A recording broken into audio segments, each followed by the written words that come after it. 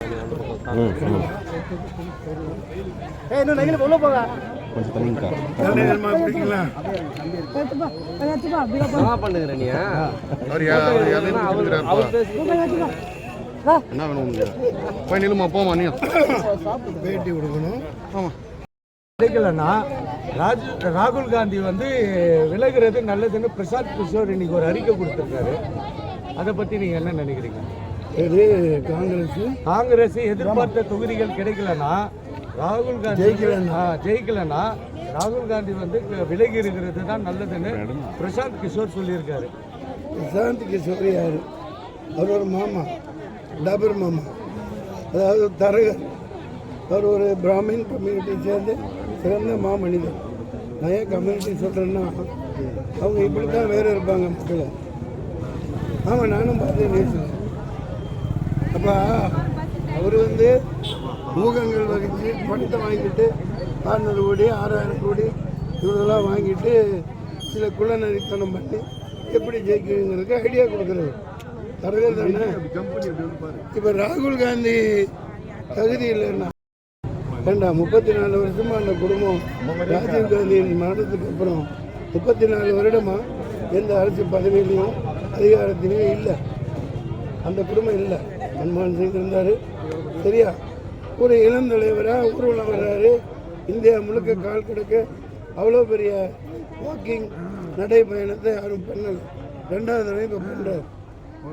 ராகுல் காந்தியோ பிரியங்கா காந்தியோ தான் வரணுங்கிறது எல்லாரோட என்னோட இந்திய ஜனநாயக சார்பாக 38 இடங்களில் பிரசிடென்ட் கேண்டிடேட்டாக ராகுல் காந்தி தான் சொல்கிறேன். அது ஏதோ வன்மத்தில் பேசப்படும். இதுலேருந்து தெளிவாக தெரியுது அவருடைய கூற்று ஏற்புடையதில் மடத்தனமானது. பிரச்சாரத்துக்கு போன வரேன் சார். அதே மாதிரி அவருடைய ஊழியர்களிடம் 4 கோடியும் அவருக்கு சொந்தமான ஹோட்டல் மற்றும் உள்ளிட்ட இடங்களில் வந்து சோதனை மேற்கொண்டிருக்காங்க. ஆனால் அவர் என்னன்றாருனாக்கா இந்த இதுக்கு எனக்கு சம்மந்தம் இல்லை. அதே போல் பார்த்தா உண்மை அவர் சொல்கிறது அது ஏன் பணம், அவருக்கு அதுக்கு சம்மந்தம் இல்லை. அனுப்பிச்சி விட சொல்லுங்கள். எனக்கு பல பிடிச்ச பணம் தெரியல, அதெல்லாம் வாங்கி அங்கே தான் கொடுத்து சொன்னாங்க. அவர் பணம் இல்லைன்னு சொல்லிட்டு இல்லை, அந்த பணம் எனதுப்பா, அனுப்பிச்சி விடுங்கப்பா. அப்புறம் அதே போல் பாஜக வந்து பணம் கொடுக்க மாட்டேன்னு சொன்னாங்க. அப்படி ஒரு பாஜக வேட்பாளர் சம்பந்தப்பட்ட இடத்துல இருந்து பணம் கைப்பற்றி இருக்கிறத நீங்க எப்படி நினைக்கிறீங்க? அதான் எல்லாம் செய்தியில் வந்துருச்சு. அது கொடுக்க வச்சு இங்கே அண்ணாமலை போனை போட்டு பிடிக்க வச்சுட்டாருன்னு. அண்ணாமலைக்கு அதானே வேலை, கட்டி கொடுக்கறது, டேஸ் கொடுக்கறது தானே வேலை. இயக்கிட கெட்டு போட்டும்பா. நான் இந்த தொகுதியில் மாப்பிள்ளப்பா எல்லா மக்களையுமா ஜெயிக்க வைப்பீங்களா? பயங்கர அமோகமா அன்பு செலுத்துறாங்க. பழப்பழத்துக்கு போட்டு உனக்கு என்ன வேணும்? என்ன வேணும்? பசுமாடு வேணுமா? ஓப்பன் ஆட் பண்ணிருக்கியா? சரி, ஜெயிச்சு வந்தா நல்லது பண்ணுவீங்கிறதெல்லாம் நம்பாத. நான் ஜெயிச்சு வந்தா கெட்டதான் பண்ணுவேன். நான் கெட்டவன் கேளு. மோதி பெரிய கெட்டவரா? அவரை கெட்டவரை தூக்கணும்னா அதை விட பெரிய கெட்டவன் நான். இல்லை, இங்கே தான் இருப்பேன். நான் இந்த மாதிரி தானே பேச முடியும். நான் இங்கே இருப்பேன். பாலாவில் தண்ணி வர வளர்ப்பேன். 2 பக்கம் கொலை கரை இதெல்லாம் ஏரி குளம் வெட்டுவேன். சுற்றி மரங்கள் இருக்கு இல்லையா, மலைகள், அதில் கோடிக்கணக்காக பனை மரங்கள் நட்டு லட்சக்கணக்கான பேருக்கு வேலை கொடுப்பேன். தென்னை மரங்களில் போய் கீழே நட்டு ஆயிரக்கணக்காக ஒவ்வொரு ஊர்லேயும் எல்லாத்துக்கும் 10 பசுமாடு தெரிவிக்கு போங்க. அகத்துக்கு ஏன்னா இங்கே நல்ல ஒரு நிமிஷம் சார். அதே போல் இன்னைக்கு உங்கள் இது தொகுதிக்கு உட்பட்ட இடம் கேவிக்கு உட்பட்ட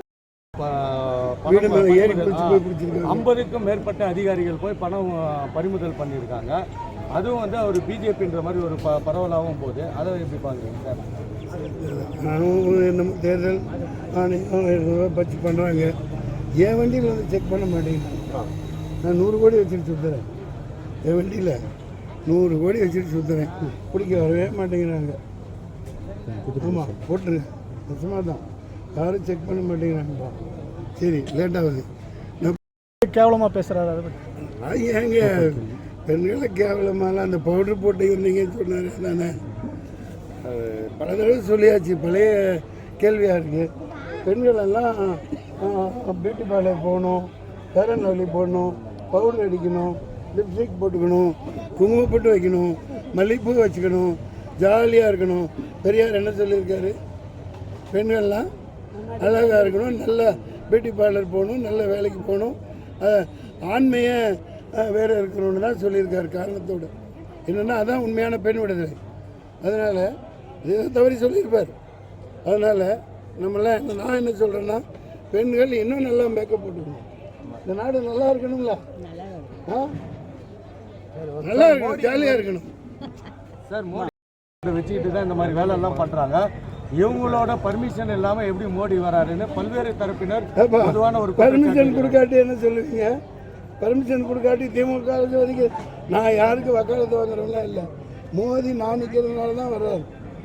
ரோட் ஷோ பண்ணுறேன்னாங்க.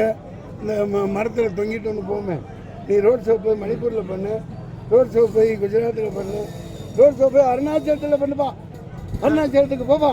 சார் வேலூர் கோட்டை பிஜேபி ஜெயிச்சா அருணாச்சலம் போயிடும் தனியாக, எல்லாமே தமிழ்நாடு துண்டு போயிடும், பஞ்சாப் பிச்சுக்கிட்டு போயிடும். அவ்வளோ பெரிய எனக்கு வேலை இருக்குது, போப்பா மக்கள் சந்திக்கணும். சார் பிரதமர் 10ஆம் தேதி வராரு. அதே கோட்டை மைதானத்துல வந்து வழக்கமா வந்து இஸ்லாமியர்கள் வந்து 50 ஆண்டுகளும் தொழுகை நடத்திட்டு வராங்க. கோட்டை மைதானத்துல அதே நாள்ல வந்து ஒரு 50 ஆண்டு காலமா தொழுகை நடத்த விடலை இல்லைங்கயா, அந்த சமயத்துக்கு கரெக்டா இவங்க பர்மிஷன் கொடுத்துருக்காங்க. அப்பதான் அதுதான் இப்போ வந்து விவாதம். இது கொத்பா நடக்கணுமா? அது எப்படி அது வரக்கூடாதுங்க? அங்கதான் வந்து இப்போ பிரதமர் மோடி வந்து தவறு அந்த இடத்துல தான் இதுல இருந்தே அவரோட மன ஊனம், அவங்களோட வக்கர புத்தி, அவங்களோட வக்கர புத்தியின் உச்சக்கட்டம் தெரியுது. ரம்ஜான் முதல் நாள் சிஏன்னா கொத்பா வந்து வழக்கமாக கொண்டாடுறோம். இப்போ அங்கே அனுமதி இல்லையா? அனுமதி இல்லாட்டி நான் அனுமதி கொடுத்துருந்தாங்க. அதெல்லாம் தவறு. அனுமதி கொடுத்த இடத்துல வந்து இப்போ மோடி வரதுனால தவறு தவறு. அப்படி மோடி வந்தா அது மாபெரும் தவறு, மாபெரும் தவறு, மாபெரும் தவறு. ஏன்னா ரம்ஜான் வந்து 10-11 குலைக்கிறது, மத வெறியை உண்டு பண்ணுறது. அவரோட மேடப்பே அப்படித்தாங்க. இப்போ அவர் நல்லா வேலை செஞ்சால் பாராட்டிட்டு போக போகிறோம். இதுலேருந்து அவரோட புத்தி தெரியுது. உண்மையான இந்து மக்கள் அப்படி செய்ய மாட்டாங்க. நீ யாரே அடுத்தவன மாதிரி. இங்கே மத நல்லிணக்கம் எல்லாம் இந்து கிறிஸ்டின் போட்டு எந்த வேறுபாடு இல்லை. அவங்கவுங்க வழிபாட்டு உரிமையை பறிக்கக்கூடாது. அந்த வந்து வேற எங்கேயும் இறங்க முடியாதா? இடம் இல்லையா? காடு பொட்டல் காடு ஆயிரக்கணக்காக இருக்கு. இந்த மலைகள் இருக்கே, மலை உச்சியில் இறங்கு, அங்கேருந்து ரோப் கார் போட்டு வா, போங்க போய் பழக்க பாருங்க. அது வணக்கம் வணக்கம். மக்கள்கிட்ட ஓட்டு கேட்டு போகணும். அதனால் எங்களுக்கு நினைக்கிறேன். இல்லை வேலூர் தொகுதியில் இது போல் இப்போவே தொடங்கிருக்கு. இன்னும் எலெக்ஷன் வராதுங்க. எனக்கு அதை பற்றிலாம் ஒன்றும் தெரியாது. அவங்க வேலையை அவங்க செய்கிறாங்க. நான் ஓட்டு வாங்க போகணும். அதே போல் இப்போ மோடி வந்து இப்போ நாளை வந்து சென்னை வந்துட்டு அதுக்கப்புறம் மறுநாள் வந்து வேலூர் வராது. வேலூரில் வந்து பார்த்தீங்கன்னா ஒரு வர நாள் அன்றைக்கி வந்து பார்த்தீங்கன்னா தொகுதி பண்ணுறதுக்கான அனுமதி மறுக்கப்பட்டிருக்கு. தவறு, மாபெரும் தவறு இழைக்கிறார். அது குத்பா தொழுகை என்பது வரலாறு ஆயிரக்கணக்கான ஆண்டுகளாக நடந்து வர்றது. அதை அந்த நாள் பார்த்து அங்கே வர்றது ஒற்றுமை சீர்குலைக்கிறார், மதவெறியை உண்டு பண்ண பார்க்குறார். பின்னாடி நாட்களில் அவர் ரொம்ப வருத்தப்படுவார். இந்தியா துண்டு துண்டாக காரணமாக இருக்காங்க. அவங்க இன்னும் ஆட்சிக்கு வந்தால் அடுக்கு மோசமான நடவடிக்கை எடுப்பாங்க. அதன் மூலம் பஞ்சாப் பிச்சுக்கிட்டு போயிடும், தமிழ்நாடு தூக்கி நிற்கும், இமாச்சல பிரதேசத்தை இழுத்துட்டு போயிடும். இந்த மாதிரி ஆகத்தான் அவங்க விரும்புகிறாங்க. நான் சொல்லலை, பாருங்கள் அவரோட நடவடிக்கையால் அப்படித்தான் நடக்கும். விஷயம் அவர் வந்து எங்கே இறங்கலாம். ஒரு கோடிக்கணக்கில் பணம் எடுத்திருக்காங்க.